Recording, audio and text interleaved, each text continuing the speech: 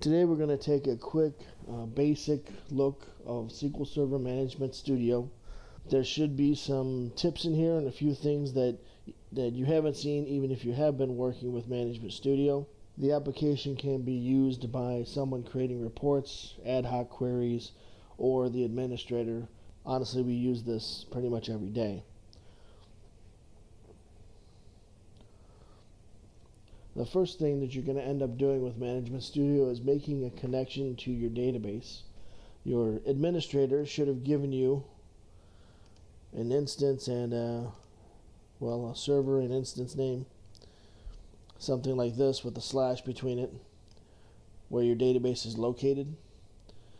Over here on the top left of Object Explorer, you have this little connect button.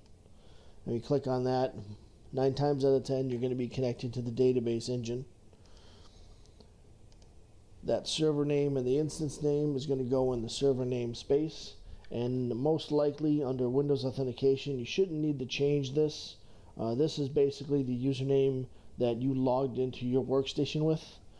In some cases you may have a SQL account, and this is something that a DBA would have created for you on that SQL instance. In that case, if it's SQL authentication, then you can choose SQL and type in the username and password below. And don't forget to hit the remember password so you don't have to type it in every time. So we're going to connect using Windows.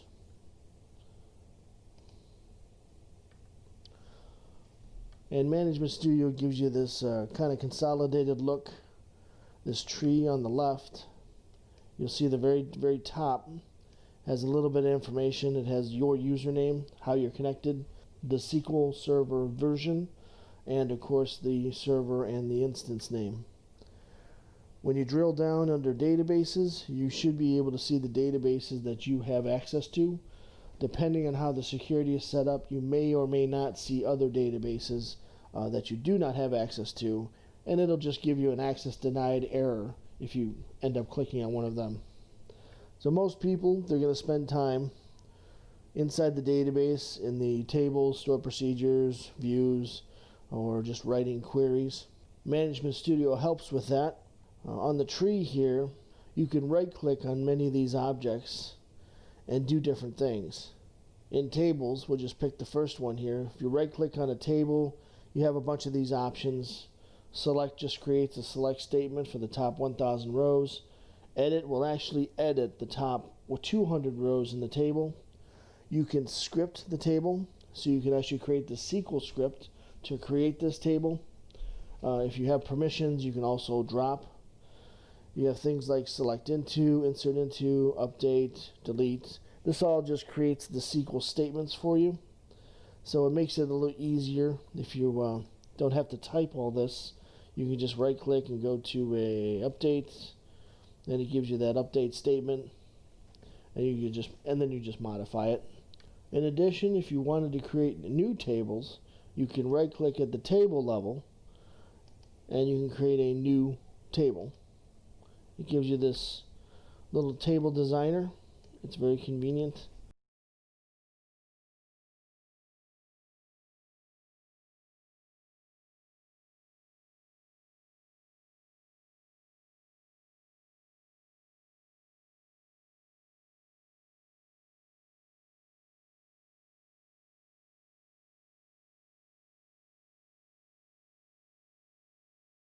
And some of the other settings, for example, the identity field is down here, so you can increment.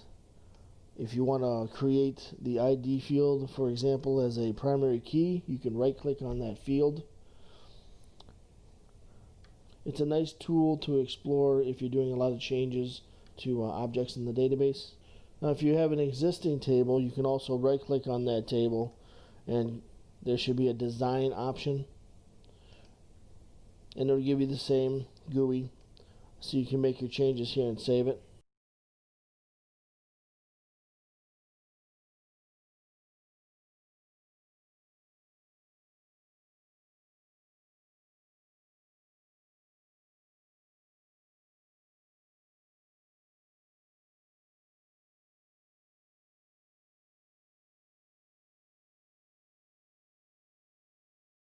Another convenience in the right-click menu is being able to do a query. As I mentioned, the select top 1000 rows. And then we can also edit the top 200 rows. This is what that looks like. So you can actually make a change here. When you tab, it will save it to the table. So this is not good for something that has thousands and thousands of rows or has complicated changes. But if you have something like a configuration table, you can make quick changes to a value field, enabled, disabled, something like that.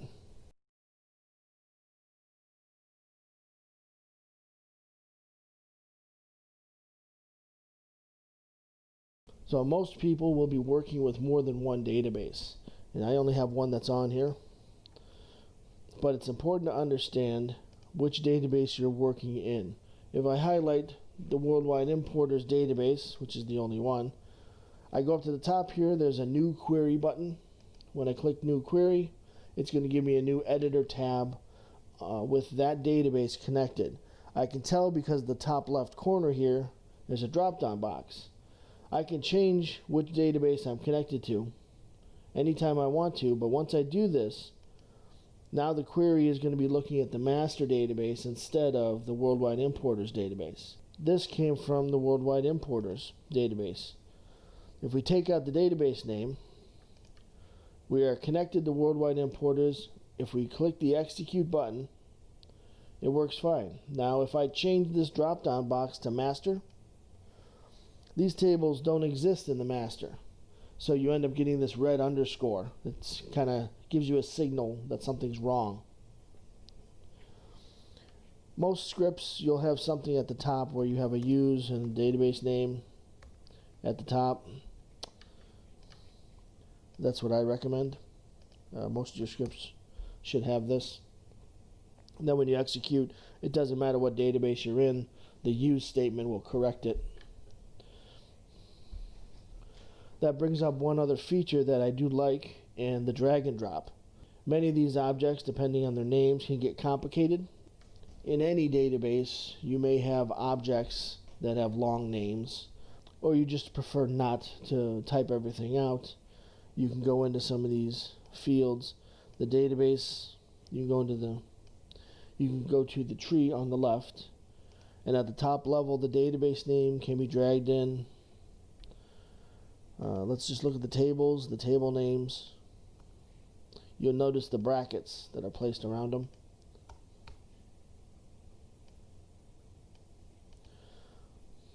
Instead of typing these things, it just makes it more convenient. And people like me who tend to fat finger a lot of these things, just causes problems. Alright, going back to the queries. We have the execute button up here, and execute will run anything that's highlighted first, and if nothing's highlighted, then it will execute everything that's in the tab that you're in. So as an example, I can change this query, make something shorter here.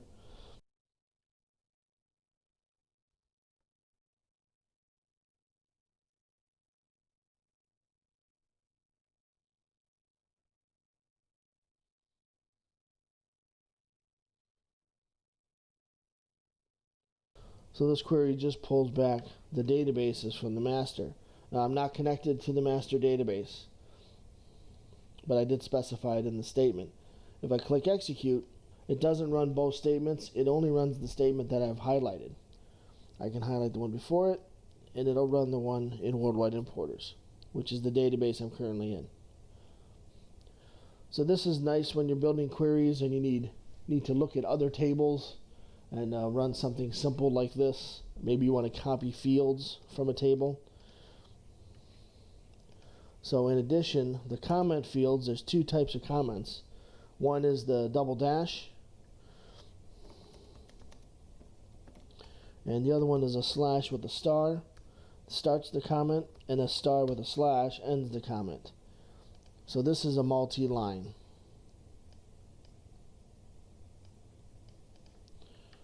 The key to this is understanding that the selection still applies. So even though this entire thing is commented out, as I can run execute and I get my worldwide importers query, I can still highlight this even though it's in a comment, and I can execute that because the highlighted code is what's executed. It ignores the comment fields. This is useful for when you want to comment out certain sections of your code, or you want to add comments to sections of your code. I also work with, if you have multiple select statements, then you want to put them in a comment box and keep them in the same screen. It allows you to do that. So then I could have multiple selections here, for example. I'll just pretend these are different. And I can highlight one or the other in order to run it. Another feature of Management Studio that helps you work with the code on the screen and kind of keep things organized is that you can drag these tabs around. And what you can do is just click on the yellow space or the yellow tab, drag it out, and you'll get this little, I don't know what you call that, diamond, so to speak. And you could choose to put it in the main window. You could put them next to each other. You could place them on top of each other. I usually prefer to do the side to side. And you could put code side to side and work with, in this example, I've got a table on the left side and I have my queries on the right side. These tabs still stay in the same window, so you can drag them back and forth between these windows or create a new window. When they go off the screen, you have this little down arrow on the right side, and all of the tabs that you create are still there. They're still open, and you can still get to them. In addition, you can also drag the tab out completely, and it will create its own window. Now, the trick with this is Management Studio will only execute one tab at a time.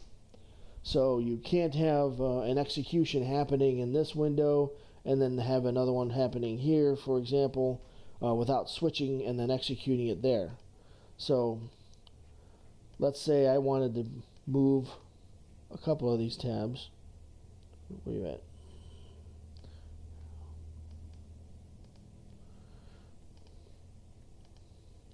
I can move one tab to the other window and keep this window separate while I still have my main Management Studio window open.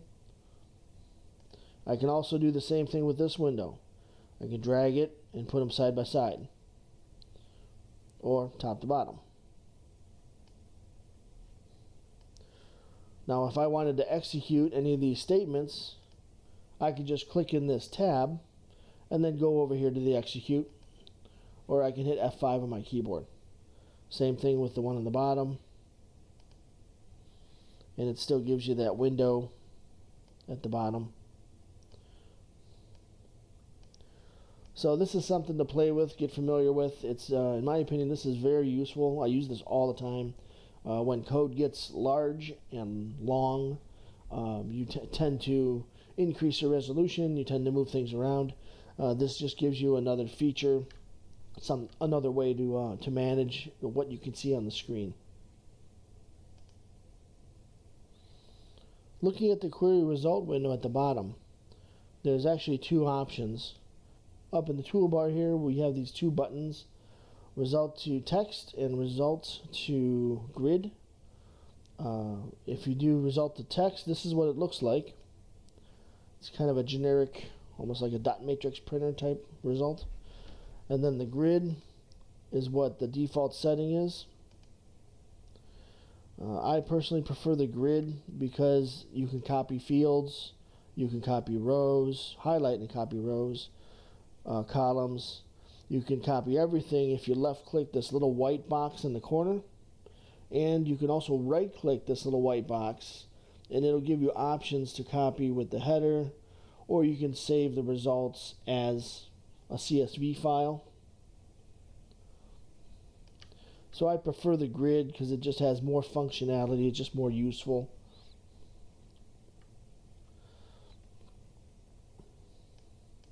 Okay, continuing up here in the toolbar, Most of these, there's no reason. Most of these I don't think I need to go over. File, save as. The save all option attempts to save all of the tabs. So you need to kind of pay attention to which tabs you're working in and what code you want to save. I'm sure you're familiar with cut, copy, and paste. There's undo and redo. For queries, I would like to point out one more, which is the estimated execution plan. And this is great for optimization. It's too much to go over in this video, but I just wanted to point it out for people who write a lot of queries. Using these tools, it'll give you an idea of where the engine is going to spend most of its time to execute your query. And it can also make recommendations on indexing, etc. It's something to get familiar with. I've gotten questions before from people who need to increase the fonts, especially in Windows overall. And the editor, and an editor such as this, has a font setting. If you go to Tools and Options, the environment has a fonts and colors. So you can change the background color, the foreground color, and the size of the text if you need to. There's be careful with some of these settings, because there's also Windows settings that will change the fonts overall, and it can get confusing depending on what you're doing.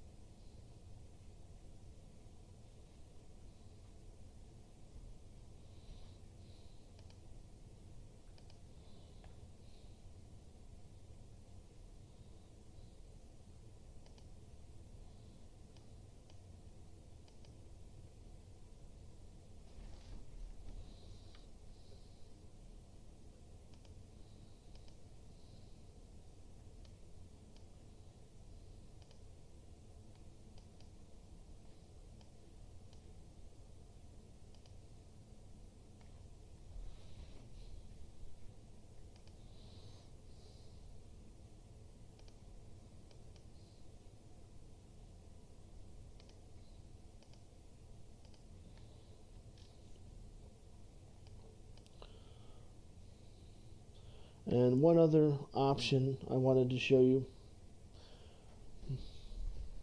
I often have some people that increase their fonts on their desktop, and they need to do the same thing in this editor. Be careful with settings like this, because there's a Windows setting, a desktop setting. Sometimes it can be confusing, but if you go to Tools and Options, you can change the fonts and colors that are displayed. So we'll just make something ridiculous. And it makes it just easier for people to read.